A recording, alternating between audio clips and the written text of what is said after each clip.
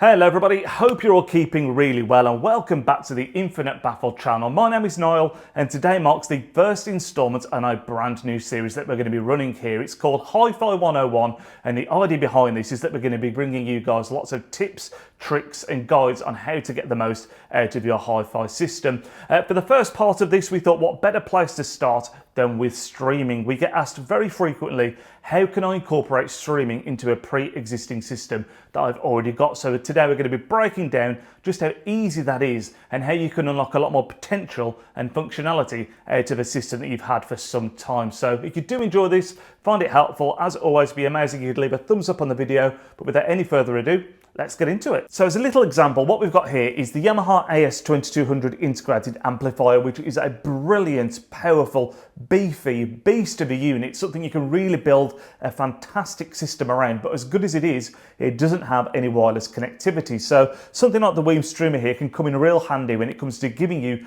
that area of listening, wireless streaming, Bluetooth, all of that kind of stuff by connecting this to the Yamaha. And we're going to show now just how easy that is. Really simply, we're going to be going from the line out of the streamer here, going into the CD input of the amplifier, but let's just show you that in practice and how easy that is. So you can see we've got the units on top of each other here, and we're going to go to the CD as we mentioned before. So let's go out of the streamer, out of the Weem, just like that, and then we're going to be going into the CD. So CD here, and that should be that, simple as that.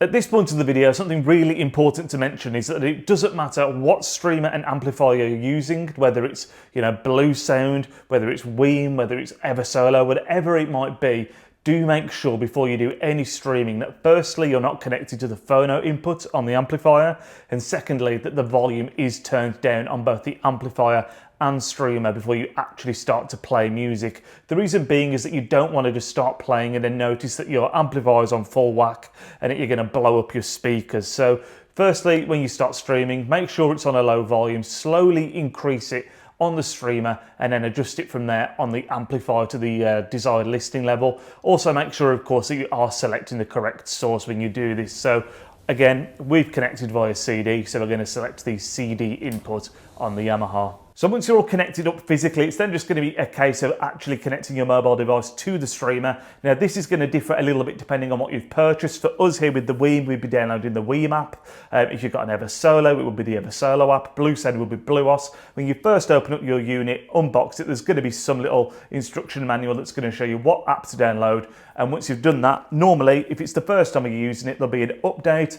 The streamer will update and then you'll put it on your network. You'll connect to it via Bluetooth, whatever it is that you want to do. And then once you're in there, it's done. That's the great thing about streaming. Once you've connected to the unit once, all of that faff doesn't need to be messed with again. You just simply connect to it, listen to your music, and you're away. So for example, you've got your streamer on the network. So if you want to go through Spotify Connect, you can see the unit there. Connect to it, play, you're as good as gold. If it's TIDAL, exactly the same process again, but with TIDAL Connect, say it's Bluetooth, again, you can get to your unit via that as well. So lots and lots of options. The key thing to remember, as we've touched upon there, when you do first start connecting to your streamer for the first time, do make sure that the volume is turned down on your amplifier, because the last thing that you want to do is obviously have the music blasting out and potentially blowing your speakers. Obviously just connect and then turn it up gradually until you get the desired volume level that you want. But that is it, guys. That's as easy as it is. It's so simple